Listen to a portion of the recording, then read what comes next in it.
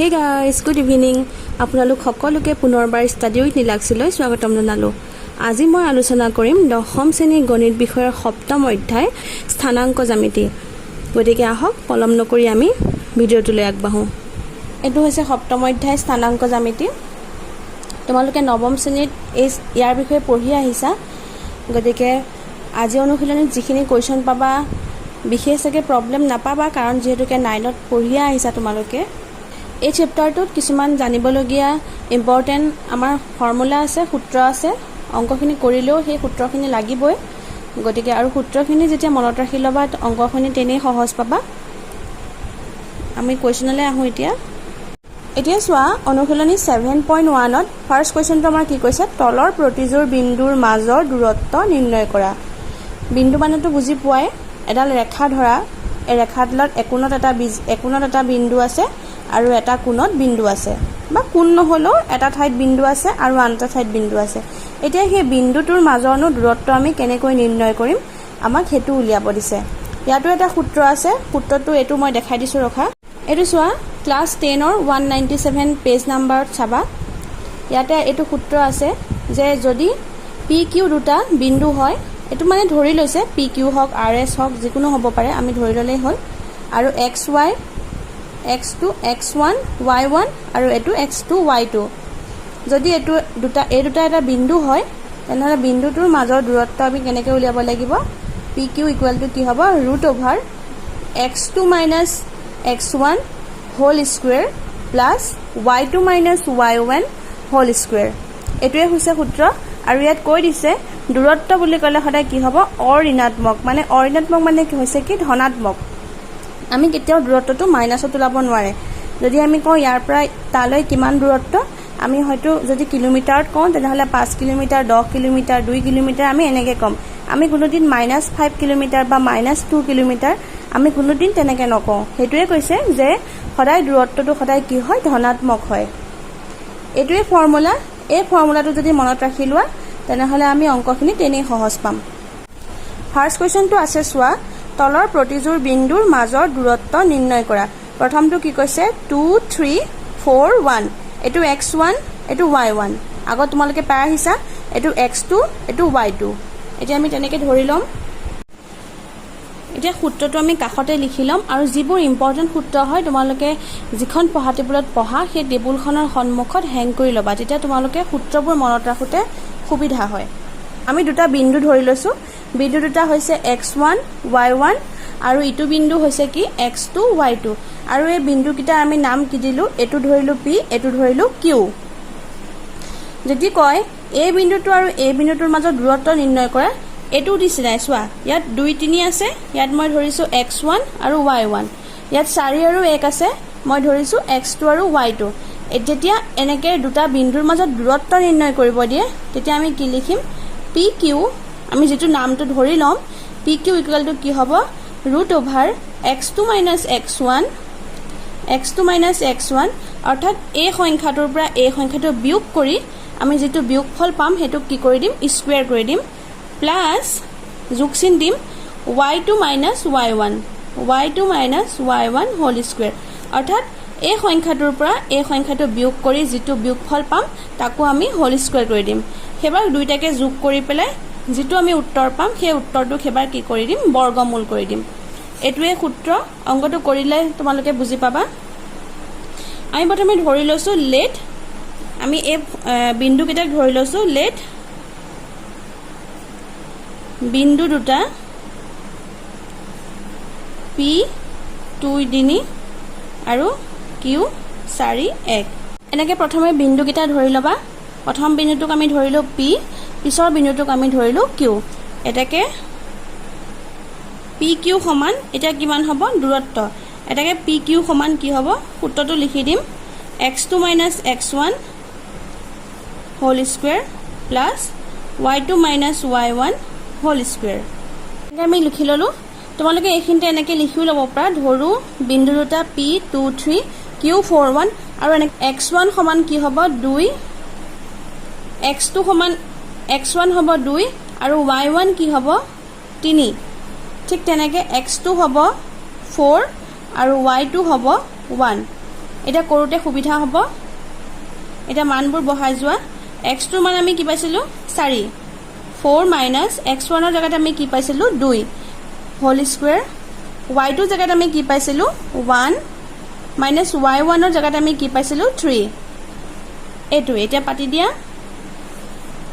4 পৰা 2 গ'লে কি হ'ব 2 2 হোল স্কুৱেৰ প্লাছ এতিয়া চোৱা ইয়াত আছে 1 ইয়াত আছে -3 যেহেতুকে ডাঙৰ সংখ্যাটোৰ আগত মাইনাছ আছে সো আমি মাইনাছ দিম।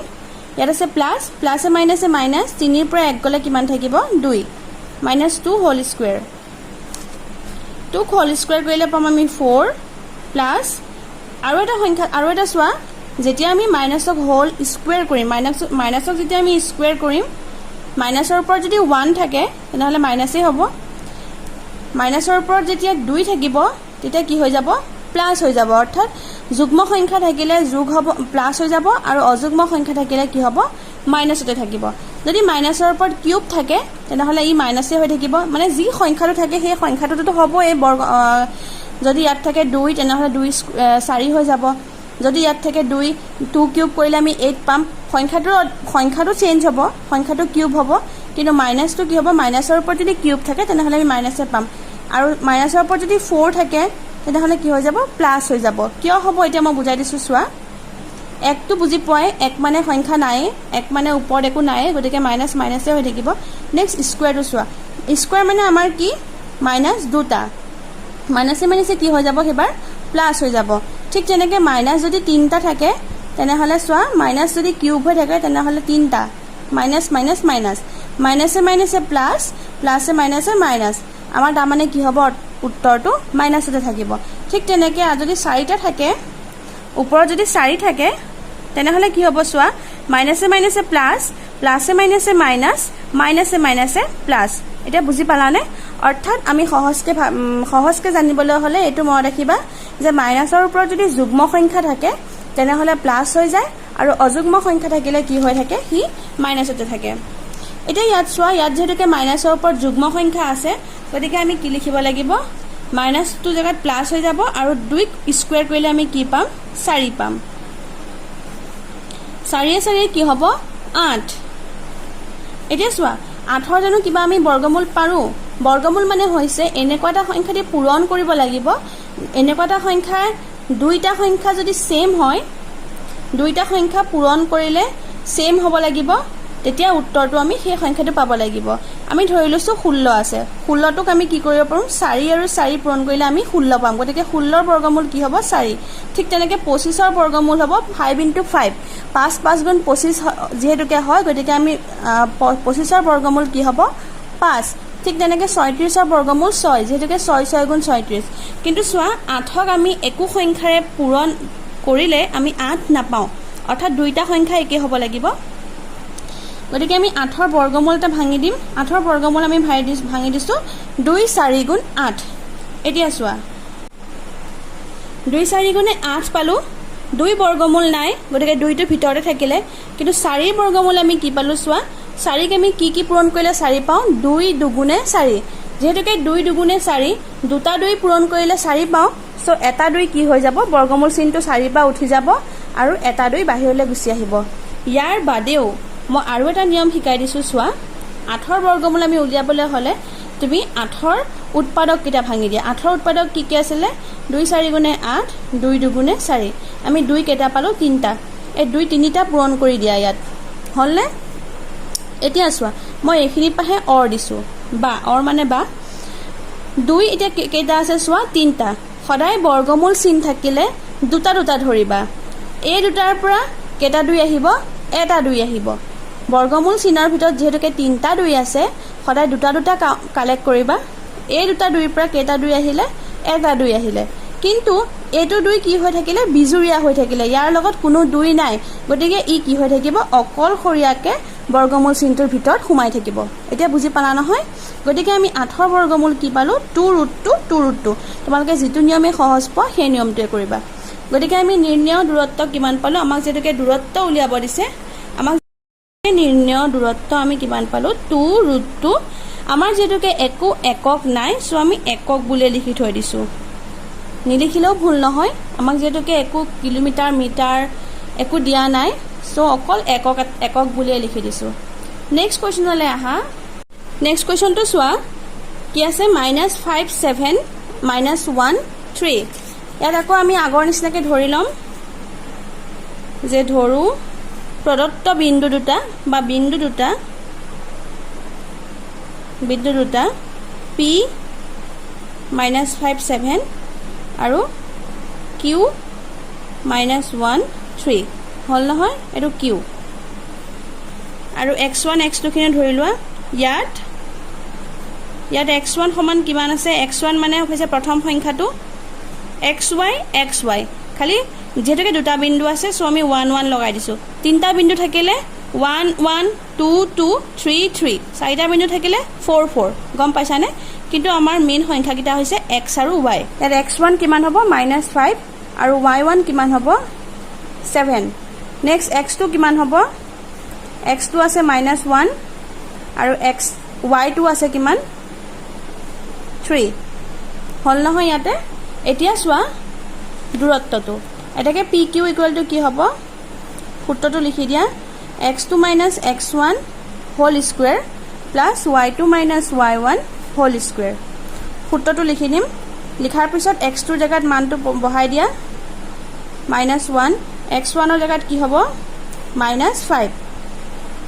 এতিয়া চোৱা আমাৰ সূত্ৰটো কি আছে, মাইনাছ আছে আৰু আমাৰ সংখ্যাটোতো কি আছে, মাইনাছ আছে। চ' সংখ্যাটোৰ আগৰ যিটো মাইনাছ আছে সেই মাইনাছটো আমি কি কৰি দিম, ব্ৰেকেটৰ ভিতৰত লিখি দিম, বুজিলানে? আৰু প্লাছ থাকিলেও আমি ব্ৰেকেটৰ ভিতৰতে লিখিব লাগিব, যিহেতুকে দুটা চিন কেতিয়াও একেলগে নবহে, হোল স্কুৱেৰ প্লাছ y2টো চোৱা, এইটো হোল স্কুৱেৰ দিবলৈ হ'লে এইটো বন্ধনী দিব লাগিব, যিহেতুকে আমি এটা বন্ধনী ইয়াত দি থোৱাই আছে, -1 মাইনাছ এইটো বন্ধনী দি পেলাই -5, তাৰপিছত গোটেইটো ওপৰত স্কুৱেৰ হ'বলৈ হ'লে আমি এইটো বন্ধনী দি পেলাই আমি হোল স্কুৱেৰ দিলোঁ। নেক্সট চোৱা y2 - y1, y2ৰ মানটো বহাই দিয়া, 3 -y1, y1ৰ মান কিমান আছে, 7। এতিয়া এইটো সমাধান কৰি দিব লাগিব। এতিয়া চোৱা -1 মাইনাছে প্লাছ হোল স্কুৱেৰ, এইখিনি বুজি পালা নহয়, -1 মাইনাছে প্লাছ 5 হোল স্কুৱেৰ।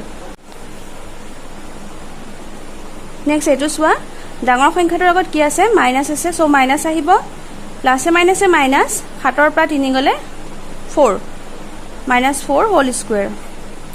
ডাঙৰ সংখ্যাটোৰ আগত প্লাছ আছে, প্লাছে মাইনাছে মাইনাছ, 5ৰ পৰা 1 গ'লে 4, 4 হোল স্কুৱেৰ প্লাছ এইটো চোৱা, মই আগৰ অংকটো বুজাই দিছিলোঁ যে মাইনাছক যেতিয়া আমি স্কুৱেৰ কৰিম সদায় প্লাছ হৈ যাব, আৰু 4ক স্কুৱেৰ কৰিলে কি হৈ যাব, 16। 4ক স্কুৱেৰ কৰিলেও আমি 16 পালোঁ, এইটো 16 হ'ল, 16 + 16 কিমান হ'ব, 32। এতিয়া আমি 32ৰ বৰ্গমূল উলিয়াম, 32ৰ আমি এতিয়া কি উলিয়াম, উৎপাদক উলিয়াম। প্ৰথমে 2 কৰিলোঁ, যিহেতুকে শেষত 2 আছে, 2 16 গুণ 32, 2 8 গুণে 16, 2 4 গুণে 8, 2 2 গুণে 4। একদম যিমান পাৰি সৰু সংখ্যাটো দি সদায় উৎপাদক উলিয়াবা, তেতিয়াহে আমি গোটেইখিনি উৎপাদক একজেক্টলি পাম। যদি তুমি ডাঙৰ সংখ্যাটো দি কৰি দিয়া, যদি তুমি 4 দি কৰি দিয়া, আকৌ আমি 4টোৰ বৰ্গমূল, 4টোৰ আকৌ আমি উৎপাদক উলিয়াব লাগিব। সেইকাৰণে যিমান পাৰি একদম সৰু সংখ্যাটো দি উৎপাদক উলিয়াবা। 32ৰ উৎপাদক কি পালোঁ, 2 পূৰণ 1 2 3 4 5, 1 2 3 4 5। এতিয়া চোৱা, দুটা 2ৰ পৰা এটা 2 আহিলে পূৰণ, এই দুটা 2ৰ পৰা এটা 2 আহিলে, আৰু এইটো যিহেতুকে অকলশৰীয়া হৈ আছে, এইটো অকলশৰীয়া 2টোৰ ভিতৰতে থাকিব। এই দুটা 2ৰ পৰা এটা 2 আহিলে পূৰণ চিন, এই দুটা 2ৰ পৰা কেইটা 2 আহিলে, এটা 2 আহিলে, আৰু ভিতৰত কি থাকিলে, 2 থাকিলে, 2 2 গুণে 4। চ' আমি বৰ্গমূল কিমান পালোঁ, 4√2। এটাকে নিৰ্ণেয় দূৰত্ব সমান 4√2 একক। এইটো 3 নম্বৰ কুৱেশ্যন। এবাৰ আমাৰ বিন্দুকেইটা কি আছে, প্ৰথম বিন্দুটো আছে AB আৰু পিছৰ বিন্দুটো আছে -A -B। ভয় খাব নালাগে, আগৰখিনি যেনেকৈ কৰিছিলোঁ সেই একেই। ইয়াত আমি কি লিখিম, ধৰোঁ বিন্দু দুটা P AB আৰু কিউ কি হ'ব মাইনাছ এ মাইনাছ বি এতিয়া ইয়াত x1 কি হ'ব x1 আমাৰ প্ৰথম বিন্দুটো কি আছে a আৰু y1 কি হ'ব b ঠিক তেনেকে x2 কি হ'ব মাইনাছ a আৰু y2 কি হ'ব মাইনাছ b এতিয়া সূত্ৰটো লিখি দিয়া এটাকে p q সমান আমাৰ যেটো সূত্ৰ আছে x2 minus x1 whole square plus y2 minus y1 whole square x2 যেটো সূত্ৰ আছে minus a আৰু x1 ৰ কি আছে minus a whole square a minus টো হৈছে সূত্ৰৰ আৰু x1 ৰ মান আমি কি পাইছো a plus y2 ৰ মান কিমান পাইছো আমি minus b minus y1 ৰ মান কিমান পাইছো আমি b whole square এতিয়া চোৱা দুইটাতে মাইনাস আছে সো আমি মাইনাসে পাম মাইনাসে মাইনাসে কি হয় plus 2a whole square plus দুইটাতে মাইনাস আছে মাইনাসে মাইনাসে প্লাস ইয়াটো এক আছে ইয়াটো এক আছে একে একে কি হৈ যাব 2b হোল স্কয়ার এটো লাইন বুজিলা নহয় যেতিয়া একো সংখ্যা না থাকে তার কি এটা থাকে এক এটা থাকে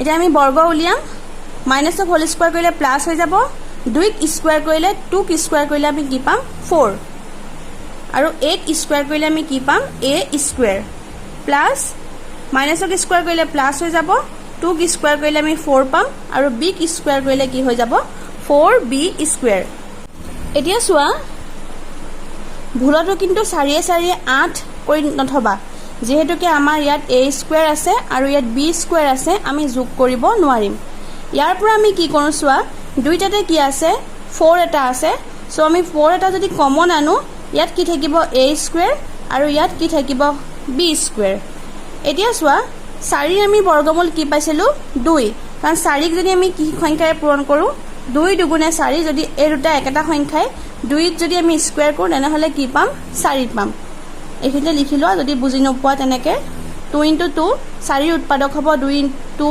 পূৰণ 2 a square plus b square দুটা দুইৰ পৰা বাহিৰলৈ কেটা দুই আহিব এটা দুই আহিব আৰু আমাৰ ভিতৰত থাকিল কি a square plus b square এটাকে নিৰ্ণয় দূৰত্ব সমান 2 √a square plus b square একক এইটোৱে আনসাৰ